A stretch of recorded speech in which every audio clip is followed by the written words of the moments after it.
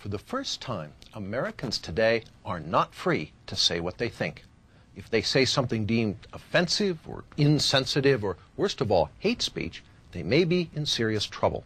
They may be punished for violating the unholy commandments of the 90s, commonly known as political correctness. But is political correctness a new phenomenon? We'll show you tonight that political correctness has been in the making for more than 8 decades. And it seems that a deteriorating society is exactly what political correctness strives for. But just what is political correctness? As you're about to see, political correctness is nothing less than a Marxist ideology. Marxism translated from economic into cultural terms in an effort going back not to the 1960s, but to World War I. Marxist theory had predicted that if war came to Europe, the working class in every European country would rise in revolt. But that theory proved wrong. When the First World War began in 1914, the workers' loyalty to their country proved stronger than their so-called class consciousness. They willingly put on their uniforms, French or German, Austrian or Russian or British, and marched off by the millions to fight each other.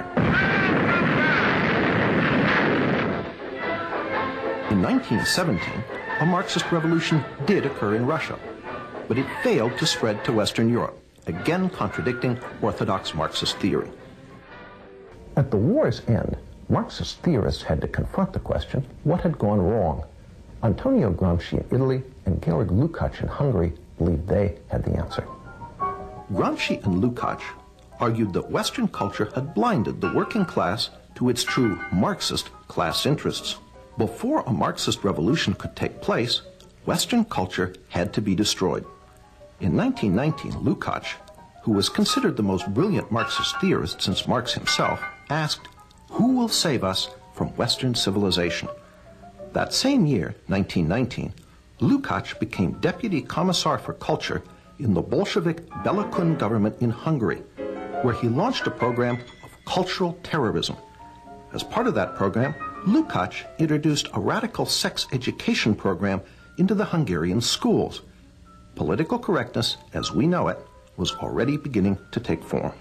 He tried to actually undermine the unity of the family, and that was one of the reasons that he tried to introduce sex education. Laszlo Pastor, a leader in the Hungarian resistance against the communist takeover of Hungary after World War II, explains why children were targeted. It's always much tougher to convert an adult, to do something what he was taught not to do. The program left great residual effects on Hungary. The only thing what we were permitted to accept as far as culture is concerned, what they were teaching, that was it.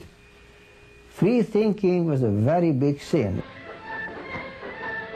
The Bela Kun government lasted only a few months, in part because the Hungarian working class was outraged by Georg Lukács' assault on traditional Western culture. But meanwhile, in Germany, a new attempt to create a Marxist critique of Western culture was taking shape. There, the wealthy young son of a millionaire grain trader, Felix Weil, wanted to establish a public policy institute, a think tank, to serve as a home for advanced Marxist thought. Modeled on the Marx-Engels Institute in Moscow, Weil's think tank was originally to be named the Institute for Marxism. Martin Jay, chairman of the history department at Berkeley, an author of a history of the Frankfurt School, explains why the name was changed to the Institut für Sozialforschung, the Institute for Social Research. But I think they were very interested in trying to avoid being overly labeled. So it's a fairly bland name, the Institute for Social Research. The Institute was affiliated with Frankfurt University in Frankfurt, Germany, and in time became known simply as the Frankfurt School. The Frankfurt School formally opened its doors on June 22, 1924, but it had already held its first seminar on theory in the spring of 1923. There, almost 24 Marxist scholars gathered for what Weil, the sponsor, called a Marxist study week. One of the participants was Richard Sorge, later a famous Soviet spy. Another was Georg Lukács. Lukács' writings on culture were the basis for much of the program. Almost half of the participants in this Marxist study week would later be affiliated with the Frankfurt School. Following Lukács's lead, the Frankfurt School would be the vehicle that translated Marxism from economic into cultural terms, giving us what we now know as political correctness. The Frankfurt School's first director was an Austrian Marxist economist, Karl Grünberg. Under Karl Grünberg, the Frankfurt School worked mostly on economic questions and the labor movement, conventional Marxist subjects. But in 1930, Grünberg was replaced as director by a young Marxist intellectual with very different ideas, Max Horkheimer. Horkheimer quickly began to use the Institute to develop a new Marxism, very different from the Marxism of the Soviet Union. First, recognizing the economic success of capitalism, Horkheimer announced that revolution was unlikely to come from the working class. The Frankfurt School would have to find a substitute. Well, this was the great question. The great question is there a surrogate for the working class? The Frankfurt School would not find an answer to this question until the 1960s. But meanwhile, Horkheimer moved to revive Lukács's work by making the culture, not the economy, the central focus of the Frankfurt School's work. As Martin J. writes in his History of the Frankfurt School, The Dialectical Imagination, if it can be said that in the early years of its history, the Institute concerned itself primarily with an analysis of bourgeois society's socio-economic substructure, in the years after 1930, its prime interest lay in its cultural superstructure. Indeed, the traditional Marxist formula regarding the relationship between the two was called into question. The key to the Frankfurt School's work on culture was the crossing of Marx with Freud. Just as classical economic Marxism argued that under capitalism the working class was oppressed, so the Frankfurt School used Freud to argue that under Western culture everyone lived in a constant state of psychological repression. So that there were radical Freudians during this period who had hopes of using psychoanalysis to end what Reich had called sexual alienation, which they saw as significant as economic alienation. The solution, according to the Frankfurt School, was not just a political revolution to overthrow capitalism, but a social and cultural revolution as well.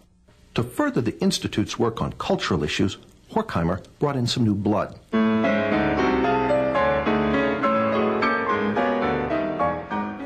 The new members included a sometime music critic, Theodor Adorno. Martin J. sees this edition as critical. Well, Adorno was perhaps the most fecund and, I think, brilliant of all the members of the Frankfurt School. Another new member was Erich Fromm. Fromm, a practicing psychoanalyst, was noted for his radical Marxist social psychology. He pioneered the concept of sexual liberation and gender politics. According to Martin J., in Fromm's view, masculinity and femininity were not reflections of essential sexual differences. They were derived instead from differences in life functions, which were in part socially determined. Another piece of political correctness was falling into place. In 1932, Herbert Marcuse became a member of the Institute for Social Research.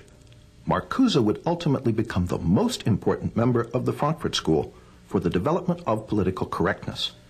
In the 1950s and 60s, Marcuse would complete the translation of Marxism into cultural terms and inject it into the New Left. Martin J. sums it up.